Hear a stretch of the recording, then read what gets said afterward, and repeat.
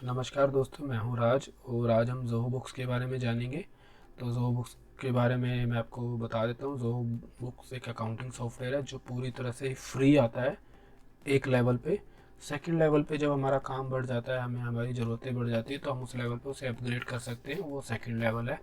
तो first free level पे हमें ऑलमोस्ट वो सारी चीज़ें मिल जाती है जो एक स्टार्टिंग लेवल पे हमें बिज़नेस चाहिए, बिज़नेस स्किल में ज़रूरत है जिस लेवल के सॉफ्टवेयर की, वो सारे लेवल अपने हमें फ्री वाले पैक में मिल जाता है।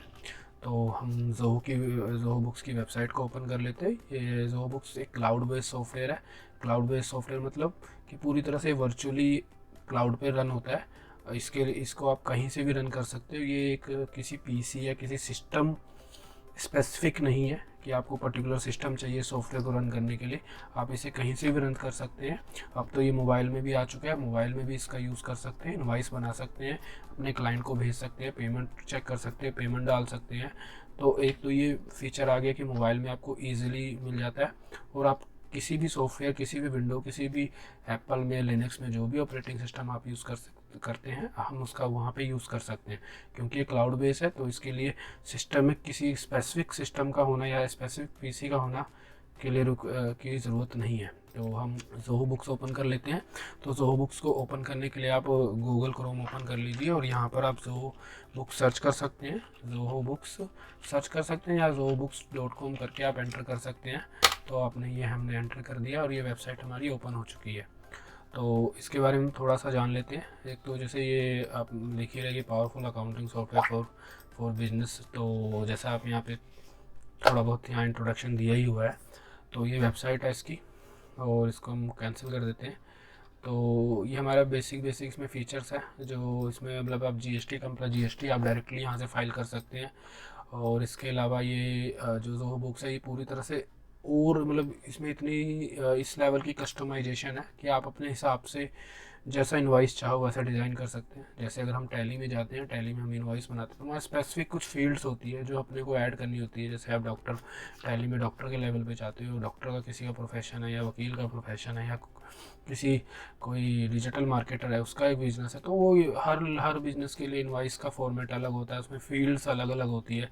तो वो सारी फील्ड्स टैली में अगर आप यूज़ करते हो तो वहाँ भी हो जाती है, पर उसके लिए आपको एक थर्ड पार्टी मॉड्यूल या एड ऑन लेना पड़ता है, वो चार्जेबल होता है, या आप खुद भी डेवलप कर सकते हैं। तो वो एक बड़ा ही मतलब टाइम और पैसे वाला काम है, उसमें बड़ा ही लेवल पे आपको जाना पड़ता है। तो टैली सॉफ्टवेयर के अपने बेनिफिट्स है, उसके बारे में हम बात करेंगे। तो ये कोई कंपैरिजन वीडियो नहीं है, ये पूरी तरह से ज़ोहो के ऊपर है कि ज़ोहो किसके लिए है, किसको स्टार्ट करना है और किस किस को ज़ोहो अकाउंटिंग का उपयोग यूज़ करना चाहिए। तो हम शुरू करते हैं ज़ोहो अकाउंटिंग सॉफ्टवेयर के बारे में। तो यहाँ पे जैसा है आप जाएंगे तो ये इसमें आप रिसीवल मैनेज कर सकते हैं, पेबल मैनेज कर सकते हैं। जो अकाउंट्स में है उसको तो पता ही है, रिसीवल यानी जिससे पैसा आना है, पेबल यानी जिसको पैसा हमने करना है, इन्वेंट्री हमारा स्टॉक आइटम होगी जिस चीज़ पे हम डील करते हैं, जो हम बेचते हैं, बैंक हो गया, इसमें टाइम शीट्स होगी, इसमें हम अपने वर्क का, अपने टाइम का टाइम शीट मेंटेन कर सकते हैं कि किस लेवल पे हम काम कर रहे हैं, क्या कितना टाइम वगैरह, सब चीज़ का एक टाइम बना सकते हैं। सपोज हम एक प्रोजेक्ट पे काम करते हैं फ्रीलांसर पे, तो वहाँ पर स्पेसिफिक टास्क के लिए टाइम अलॉट कर सकते हैं कि इस प्रोजेक्ट के लिए इतना टाइम है। तो सारा लोग आप यहाँ मेंटेन होता रहता है। कॉन्टैक्ट्स है, हम सभी का कॉन्टैक्ट्स वैसे सभी सॉफ्टवेयर में होता है, कॉन्टैक्ट्स मेंटेन कर सकते हैं। रिपोर्ट्स, इसमें बहुत लेवल की रिपोर्ट्स है, हर लेवल की रिपोर्ट्स आपको मिल जाती है जो एक बिज़नेस के लिए ज़रूरी होता है। अकाउंटिंग के टर्म पे भी ज़रूरी होता है, एक बिज़नेस ओनर को भी जो चाहिए होती है, तो वो ये ज़ोहो बुक्स चाहिए। दूसरा सबसे अच्छा बेनिफिट ज़ोहो बुक्स का ये हो जाता है अपने को कि जिस बंदे को अकाउंट्स के डेबिट क्रेडिट के रूल्स का भी इतना नहीं पता है, ज़्यादा नॉलेज नहीं है, वो उसके लिए भी ये सॉफ्टवेयर बहुत ईजी है और बहुत ईजी से ये ऑपरेट कर सकता है। इसके लिए कोई इसके लिए अकाउंटिंग सब्जेक्ट की नॉलेज की ज़रूरत नहीं है, वो इसके बिना भी ज़ोहो बुक्स के साथ शुरू कर सकता है। तो ज़ोहो बुक्स को शुरू करने से पहले हम यहाँ ये देख लेते हैं कि इसका प्राइसिंग क्या है। तो प्राइसिंग पे हम क्लिक करते हैं। तो यहाँ ज़ोहो बुक्स के जो प्राइसिंग प्लान है वो इंडियंस के लिए यहाँ पे मंथली और ईयरली प्लान आ जाता है। मंथली आपको 899 देना पड़ता है, ईयरली भी जाते हैं तो थोड़ा सा को डिस्काउंट मिल जाता है। बाकी इस पर हम बाद में करेंगे। देखो हमारे यहाँ पे अलग अलग लेवल के अलग अलग प्लान है। फ्री प्लान है, अगर आप इनिशियल स्टेज पे स्टार्ट कर रहे हैं, छोटा सा बिजनेस है और लिमिटेड सारे रिसोर्स है, टर्नओवर आपको पता है शुरू में किसी की बच्ची लाख नहीं क्रॉस करती, तो उसके लिए बहुत ही बेस्ट ऑप्शन है, फ्री में जाइए। यहाँ पे आपको ज़रूरत के सारे फीचर मिल जाते हैं। इनवॉइस आप 1000 तक बना सकते हैं, एक यूज़र और एक अकाउंटेंट ऐड कर सकते हैं। एक यूज़र आप हो जाते हैं और एक यूज़र आपका अकाउंटेंट जो आपके लिए काम कर रहा है। एक कंपनी का GST रजिस्टर कर सकते हैं, मल्टीपल क्लाइंट मैनेज कर सकते हैं, सेल ऑर्डर, परचेज ऑर्डर, आपको मतलब इसमें हर वो ज़रूरी फीचर्स जो अपने स्टार्टिंग में हमें चाहिए होते हैं वो सारे हमें अपने को इसमें मिल जाते हैं। फ्री वाले प्लान में अपने को मिल जाते हैं। उसके बाद जब हमारा कल को बिजनेस बढ़ता है, हमारे लोग बढ़ते हैं, हमारी टीम बढ़ती है, तो हम उस लेवल में भी इस प्लान पे जा सकते हैं। पर ये हमारा सेकंड ऑप्शन है, इस पर हम बाद में बात करेंगे। ये सारे उस हिसाब से हैं कि प्रोफेशनल प्लान जैसे जैसे प्लान बढ़ता है वैसे वैसे कॉस्ट भी बढ़ जाती है और वैसे वैसे इसमें फीचर्स भी बढ़ जाते हैं। तो अभी हम फ्री के साथ जाएंगे। अभी ये फ्री के सब जैसे हम साइन अप करेंगे तो हमें 14 दिन के लिए तो हमें प्रीमियम प्लान मिल जाता है, जो कि हमारा ये प्लान अपने को फ्री मिल जाता है। तो अभी हम स्टार्ट करते हैं। स्टार्ट करने के लिए आपको सिंपल जस्ट साइन अप पे क्लिक करना है। अपने साइन अप पे जैसे ही क्लिक करेंगे तो ये आपसे आपकी कंपनी का नाम, ईमेल आईडी, पासवर्ड जो भी आप रखना चाहते हैं, लॉगिन करने के लिए मोबाइल नंबर, कंट्री का नाम, ये सारी चीज़ें आप फिल कर सकते हैं। तो 14 यहाँ पे मेंशन भी है कि 14 डेज़ के लिए अपने को प्रीमियम प्लान मिल जाता है। तो हम आपका अकाउंट ऐसे भी क्रिएट कर सकते हैं या आप डायरेक्ट गूगल से साइन इन कर सकते हैं। तो मेरी जीमेल में आईडी है, अगर आप माइक्रोसॉफ्ट में किसी और फेसबुक के थ्रू भी जा सकते हैं, पर मैं अभी जीमेल से साइन इन कर रहा हूँ। तो जीमेल से आप साइन इन करते हैं तो यहाँ पे साइन इन हो जाता है। तो अब यहाँ पे हम जैसे ही ओपन करते हैं तो ये हमारा ओपनिंग पेज आ जाता है। अभी आपसे आपकी कंपनी का नाम पूछता है, जो भी आपके बिज़नेस का नाम है, श्याम ट्रेडर, राम ट्रेडर या जो भी। तो मैं अभी हम ये हमारी लर्निंग है तो हम इसे डेमो कंपनी के नाम से रखते हैं।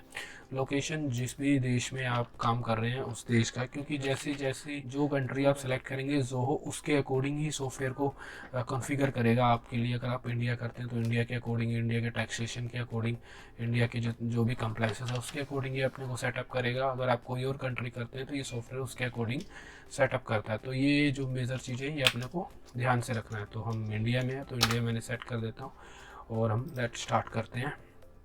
कंपनी का नाम यहाँ पे जैसे आ गया। अब अगर हम किस स्टेट से बिलोंग करते हैं, हमारा बिजनेस किस स्टेट में है, तो वो स्टेट डाल सकते हैं। सपोज मैं चंडीगढ़ से करता हूँ बिलोंग, तो चंडीगढ़ हम फिल कर देते हैं। यहाँ पे करेंसी हमारी इंडियन है तो इंडियन में ही करेंसी होगी। अगर आप किसी और करेंसी में भी डील करते हैं तो वो भी आप कर सकते हैं, पर फिलहाल तो यहाँ पे इंडिया सेलेक्ट किया है तो इंडिया करेंसी आती है। यहाँ पे लैंग्वेज की बहुत अच्छी ऑप्शन है कि अगर आपको ये सॉफ्टवेयर हिंदी में चाहिए, अगर इंग्लिश समझने में आपको थोड़ी सी कठिनाई आती है तो आप हिंदी में भी कर सकते हैं। आपको पूरी तरह से सॉफ्टवेयर हिंदी में मिल जाता है।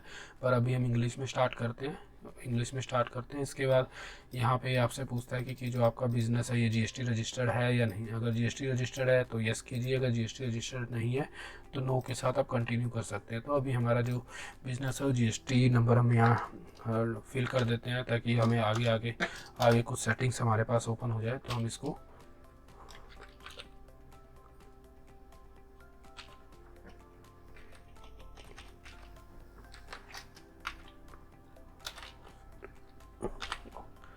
तो हमने यहाँ पे अपना GST नंबर फिल कर दिया है और उसको हम स्टार्ट करते हैं।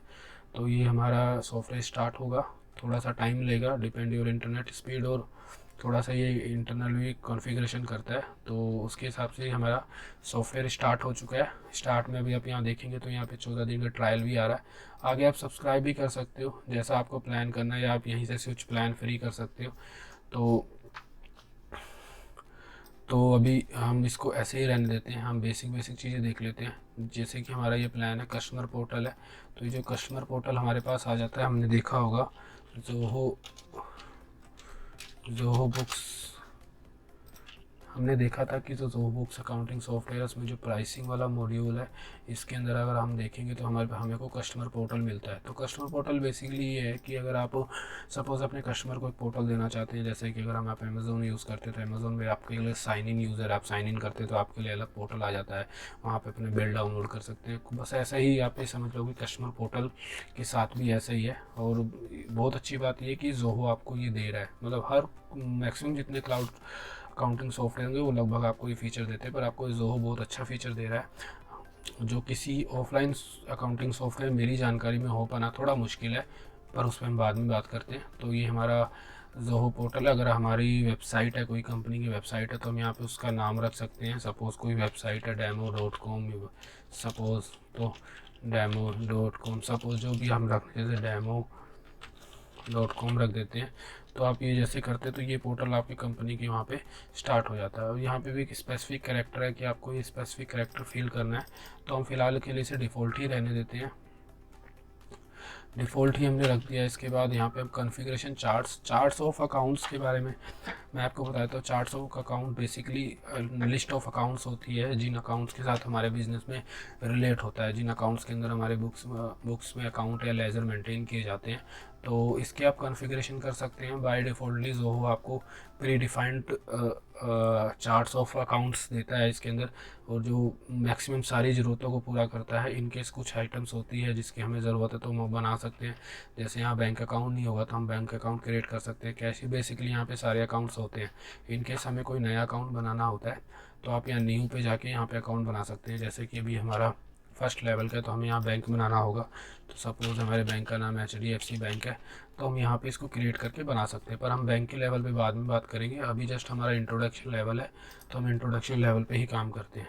तो हमारा जो यहाँ पे शुरुआत में जो सेटिंग्स थी वो लगभग सेटिंग्स यहाँ पे आ गई। चार्ट्स ऑफ ये हमने कर दिया, इस पर हम गए और उसको हमने भी यहाँ से ओके कर देते हैं। हमारा यहाँ पे सारी चीज़ें हो जाती है, ठीक है। इसके अलावा हम यहाँ आ जाते हैं, फिर लेफ्ट स्टार्ट में दोबारा जाते हैं, तो यहाँ पे आ जाता है अपने पास सेट ओपनिंग बैलेंस। अगर हमारा कोई बिज़नेस इनिशियल स्टार्ट पे है, यानी हमारा बैंक अकाउंट ओपन किया हमने आज से ही स्टार्ट किया, तो उसका कुछ ओपनिंग बैलेंस होगा। हम कोई और अकाउंटिंग सॉफ्टवेयर पहले से मेंटेन कर रहे हैं, वहाँ से हमने इसको माइग्रेट करना है, तो वहाँ से जो ओपनिंग बैलेंस आ रहा होगा वो आप यहाँ पे फिल कर सकते हैं। इसका अलग से एक्सेल फॉर्मेट है, हम इंपोर्ट भी कर सकते हैं। कोई एसेट्स है, हमारी एक्सपेंस है, शुरुआत से ओपनिंग आ रहा है, ठीक है। पर मैं आपको सजेस्ट करूँगा कि जब भी आप किसी अकाउंटिंग सॉफ्टवेयर से दूसरे सॉफ्टवेयर मूव करते हैं तो कोशिश करें कि आप क्लोजिंग पर ही मूव करें।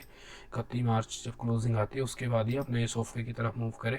बीच में 6 मंथ में तो ऐसा आप बिल्कुल भी ना करें, काफ़ी तकलीफ़ होती है, काफ़ी कठिनाई आती है, ठीक है। तो हमारा ऐसा कुछ है नहीं, कोई ओपनिंग बैलेंस नहीं है क्योंकि हम शुरू से स्टार्ट कर रहे हैं, तो हम बैक जाते हैं। इसके अलावा हमारे पास अपडेट GST सेटिंग, तो यहाँ पे GST सेटिंग्स होती है कि GST सेटिंग में हमारा जो बिज़नेस है वो किस किस टैक्स में डील करता है। बेसिकली यहाँ पे सारे टैक्स आ जाते हैं 0, 12, 18, 28, 5। तो इन सभी टैक्सों में हमारा बिज़नेस होता ही होता है। इनमें से कोई एक टैक्स होगा, हम चाहे तो नया टैक्स ग्रुप बना सकते हैं, पर बाय डिफ़ॉल्ट ज़ोहो आपको ये सारे टैक्स लेजर बना के देता है, तो आपको कोई नया क्रिएट करने की कोई ज़रूरत नहीं पड़ेगी। बट इन केस ऐसे आप लिकर सेल करते हैं, तो लिकर में डील करते हैं, तो वहाँ पे आपको वैट का हो सकता है, तो वहाँ पे आपको यहाँ पे एक वैट का लेजर बनाना होगा। इसके बाद टैक्स एग्जेम्पशन है, कोई एक ऐसी आइटम है जहाँ पे कोई एक पर्टिकुलर आइटम जिसके ऊपर आपने टैक्स डालना है, कोई एक ऐसे आइटम है जिसको हमने पर्टिकुलर टैक्स एग्जाम्पशन दिखाना है, तो ये वो चीज़ें यहाँ पे उस लेवल की सेटिंग्स होती है। तो GST सेटिंग्स में बेसिकली हमने यहाँ पे GST नंबर अपना डाल ही दिया था। बिज़नेस का जो भी लीगल नेम होगा, अगर आप यहाँ पे ऐसे गेट इंटो करेंगे तो ये ऑटोमेटिकली पिक भी कर लेता है, तो ये ऑटोमेटिकली यहाँ से पिक भी कर लेगा। तो आप यहाँ पे कुछ भी डाल सकते हैं। फ़िलहाल मैं यहाँ पे डेमो जो भी नाम है डेमो डाल देता हूँ, ट्रेड नेम भी डेमो कर देता हूँ, और GST रजिस्ट्रेशन डेट भी मैं अभी यहाँ पे सपोज़ कि मेरा 1 अप्रैल से ही स्टार्ट हुआ है तो मैं 1 अप्रैल से कर देता हूँ, ठीक है। तो यहाँ पे GST कुछ ऑप्शन पूछता है कि मेरा GST जो नंबर है वो कंपोजिट स्कीम में है, रिवर्स चार्ज आता है, SCG या ओवरसीज ट्रेनिंग है, या कोई डिजिटल सर्विस ओवरसीज क्लाइंट का। तो ये ऑप्शंस आप सेलेक्ट कर सकते हैं, उसके हिसाब से ये सेटिंग्स अपनी, नहीं तो आप इसको ऐसे भी छोड़ सकते हैं। तो हम ऐसा कुछ भी यहाँ पे स्पेसिफिक एनेबल नहीं करने वाले हैं, तो उसको सेव करते हैं हम। ये सेटिंग सेव्स हो जाती है। फिर उसके बाद हम अपने आगे इसमें आ जाते हैं ऑनलाइन फाइलिंग सेटिंग। अगर आप GST डायरेक्ट ऑनलाइन फाइल करना चाहते हैं, मंथली है, क्वार्टरली है, जिस भी लेवल पे है, तो आप यहाँ पे GST का यूज़र नेम और पासवर्ड करके ये एनेबल कर देते हैं, तो ये यहाँ से डायरेक्ट GST पोर्टल के साथ लिंक हो जाता है। पर हम इसके ऊपर बाद में काम करेंगे, तो हम बैक चले जाते हैं, ठीक है जी। तो ये गेटिंग स्टार्ट का हमने विंडो ओपन कर लिया, होम पे जाते हैं या गेटिंग स्टार्ट हो जाते हैं, तो हमारे यहाँ सारे पॉइंट हो जाते हैं। कॉन्फ़िगरेशन बैंक है, अब ये सबसे इम्पोर्टेंट पॉइंट है। बैंक तो ज़रूरी है कॉन्फ़िगरेशन करना। अब ज़ोहो अकाउंटिंग बुक की एक सबसे बेस्ट बात कह सकते हो जो मुझे बहुत अच्छी लगती है, वो ये है कि यहाँ पे आप अपना बैंक कनेक्ट करेंगे, ये सारे बैंक कनेक्ट हो जाते हैं ईजीली, या क्रेडिट कार्ड जो भी आप ऑनलाइन बैंक है उसको यहाँ कनेक्ट करेंगे, तो ये सारी ट्रांजैक्शन आपको बैंक के थ्रू ऑटोमेटिकली सिंक करता रहता है। मतलब आपको मैनुअली एंट्री नहीं करनी है बैंक से, आप डायरेक्टली सिंक कर लेता है। और इवन ये कुछ बैंकों के साथ तो इसका 100% इंटीग्रेशन है, जैसे ICICI बैंक हो गया या एक दो बैंक और भी है, इसमें हमें देखना पड़ेगा। पर ICICI बैंक के बारे में बहुत अच्छा जानता हूँ क्योंकि मैंने पर्सनली यूज़ कर रहा हूँ। तो इसके साथ फैच होता है, इवन तक कि अगर आप यहाँ से पेमेंट भी डालेंगे तो ये ऑटोमेटिकली पेमेंट भी अकाउंट में ट्रांसफ़र कर देता है। मतलब पेमेंट किसी को करना हो तो उसके लिए भी आपको ICICI की नेट बैंकिंग की साइट पे जाने की ज़रूरत नहीं है, आप यहाँ से ही भी पेमेंट कर सकते हैं।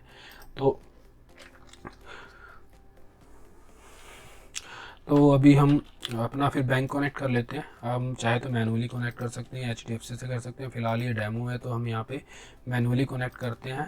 तो यहाँ पे हम अपने बैंक का नाम रख देते हैं HDFC बैंक, ठीक है। और यहाँ पे हम अकाउंट नंबर कुछ भी डाल देते हैं, 00005036 कुछ भी रख देते हैं, ठीक है। इंडियन करेंसी है।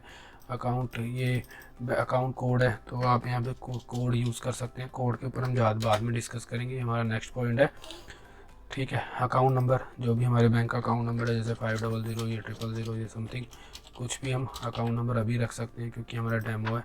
बैंक नेम हमारा HDFC बैंक है।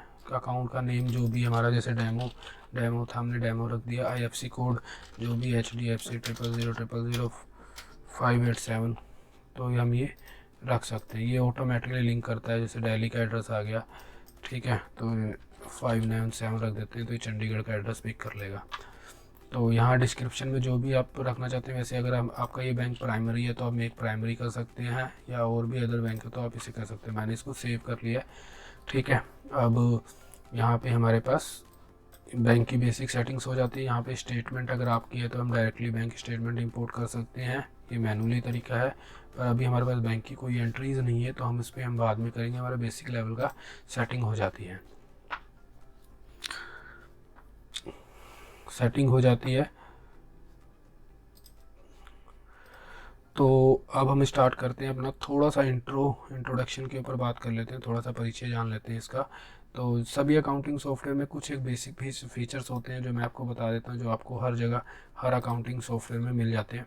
जैसे कि होम का तो डैशबोर्ड हो गया, होम यानी डैशबोर्ड, जो भी आपकी करंट बुक्स होगी, किसी भी आप अकाउंटिंग सॉफ्टवेयर में जाते हैं, नाम अलग हो सकते हैं पर बेसिक फीचर यही हो, मतलब जो उनका मेन फीचर होता है वो वही रहेगा। अब यहाँ पे आइटम्स होगी, आइटम जिस सर्विस में आप डील करते हो, जो बेचते हो कपड़ा बेचते हो कपड़ा, दवाई बेचते हो दवाई, कोई सर्विसेज बेचते हो, उस आइटम का नाम आप यहाँ डाल सकते हैं, ठीक है। ये इन्वेंट्री पार्ट हो गया, सर्विसेज पार्ट हो गया। तो ये आपको मॉड्यूल हर सॉफ्टवेयर में मिलता है, बैंक मिलता है आपको, जहाँ से आपकी पेमेंट आती जाती रहती है। उसके बाद सेल अकाउंट तो सबसे इम्पोर्टेंट है, जहाँ से आपने सेल करना है तो ये सेल्स का मॉड्यूल है। सेल्स के मॉड्यूल में अपने पास आ जाते हैं कस्टमर क्योट, अगर कोटेशन देनी है आपने, सेल्स ऑर्डर, डिलीवरी चालान, ये सब कुछ आपको यहाँ पे मिल जाता है। कोटेशन आ गया, इनवॉइस आ गया, एस्टिमेट आ गया, क्रेडिट नोट्स आ गया, ये सारे अकाउंटिंग में जो वाउचर्स होते हैं यूज़ होने वाले, वो सारी चीज़ें आपको फील्ड यहाँ मिल जाती है, सारे मॉड्यूल आपको मिल जाते हैं। इसमें हम बात करते हैं। फिर इसके बाद परचेज़ है, इसमें परचेज आता है, वेंडर क्रेडिटर जिससे हम परचेज़ कर रहे हैं, एक्सपेंस है, कोई रेकरिंग एक्सपेंस है। इसमें एक बहुत अच्छी बात है, एक फ़ीचर आ जाता है रेकरिंग एक्सपेंस, जो एक्सपेंस डेली होते हैं उस एक्सपेंस को भी आप यहाँ पे रेकरिंग कर सकते हो। हर महीने ऑटोमेटिकली ये एंट्री आपकी बुक्स में ऑटोमेटिकली पड़ जाएगी, मतलब आपको हर महीने एंट्री नहीं करनी है, बस आपको एक स्पेसिफिक डेट पे सेट करना है। जैसे आपका इंटरनेट का बिल आता है 30 तारीख को डेली आता है, तो 30 तारीख को ऑटोमेटिकली एंट्री डल जाएगी। तो ये बहुत ही अच्छा फीचर्स है जोहो बुक्स का। इसमें परचेज ऑर्डर है, बिल्स है, पेमेंट मोड है, रेकरिंग है, वेंडर क्रेडिट है, ये एक मॉड्यूल हो जाता है। फिर टाइम ट्रैकिंग, जैसा मैंने आपको बताया था कि कोई एक प्रोजेक्ट है जिसमें आप फ्रीलांसर पे हो, जहाँ पे आपका हॉरली बेस पे काम करना होता है, तो वहाँ पे भी आप एक प्रोजेक्ट के लिए टाइम डिसाइड कर सकते हैं, कुछ कस्टमर का नाम वगैरह, कौन इस पे काम कर रहा है वो कर सकते हैं। तो हम उसका टाइम स्पेसिफिक रिकॉर्ड भी मेंटेन कर सकते हैं, कितना टाइम लगा। इसके बाद ई-वे बिल के बारे में आपको पता ही है कि 50,000 से ऊपर की कोई भी हम सप्लाई होती है तो उसका हमें एक ई-वे बिल जनरेट करना पड़ता है। तो ई-वे बिल जो डिलीवरी चालान कह सकते हैं, डिलीवरी के टाइम पे हम यूज़ करते हैं सिंपल भाषा में। फिर जीएसटी फाइलिंग वाला मॉड्यूल है, जैसा मैंने आपको बताया था पीछे कि अगर आप वहाँ जीएसटी कनेक्ट कर लेते हो आप यहाँ डायरेक्ट जीएसटी फाइल कर सकते हैं। 3B की समरी, ये सारी समरी आपको यहाँ ऑटो जनरेटेड आ जाती है, मतलब आपको किसी थर्ड पार्टी अकाउंटिंग सॉफ्टवेयर की बिल्कुल भी ज़रूरत नहीं पड़ेगी अगर आप जोहो बुक्स को एकदम प्रॉपर ढंग से और सही ढंग से, जैसा मैं आपको बता रहा हूँ, यूज़ करते हैं। तो रिपोर्ट का सेक्शन जैसा मैंने आपको बताया था, इसमें रिपोर्ट्स हैं। हम आगे जब इसको डीप लेवल पे करेंगे तो मैं आपको हर एक रिपोर्ट्स के बारे में बताऊंगा। दूसरा डॉक्यूमेंट्स मैनेजमेंट, ये सबसे बेहतरीन बहुत अच्छी बात है। सपोज़ कि अगर आपको आप डॉक्यूमेंट्स बिल को फाइल भी हार्ड बिल भी मेंटेन करते हैं, फिजिकल फाइल भी मेंटेन करते हैं, आप सॉफ्ट कॉपी भी मेंटेन करते हैं, तो आप ये डॉक्यूमेंट्स यहाँ पे मेंटेन कर सकते हैं अलग अलग। यहाँ पे सारे आपका अगर जी ड्राइव या गूगल ड्राइव का यूज़ करते हैं तो वहाँ से आप कनेक्ट कर सकते हैं। डायरेक्ट ईमेल के थ्रू भी आप इसके अंदर डॉक्यूमेंट ईमेल के थ्रू ऑटोमेटिकली अपलोड हो जाते हैं। ये थोड़ा सेटिंग्स है, इस पर भी हम जब हम इस पॉइंट पे आएंगे तो हम इसको डीप से समझेंगे और डीप से इस पर काम करेंगे। तो हम बैक आ जाते हैं। ये मतलब ये सारा हमारा इंट्रोडक्शन हो गया।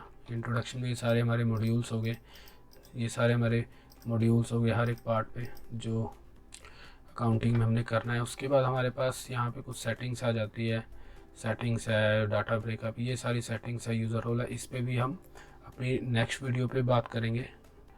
नेक्स्ट वीडियो पे जो हम बनाएंगे उसमें बात करेंगे, पर उससे पहले इन सारी सेटिंग्स पे जाने से पहले हम इस वीडियो को यहीं समाप्त करते हैं। अगर आपको ये वीडियो अच्छी लगी और आपको लगता है कि हमें इसमें कंटिन्यू करना चाहिए तो आप कमेंट कर सकते हैं, लाइक कर सकते हैं और सब्सक्राइब कर सकते हैं। धन्यवाद, थैंक यू।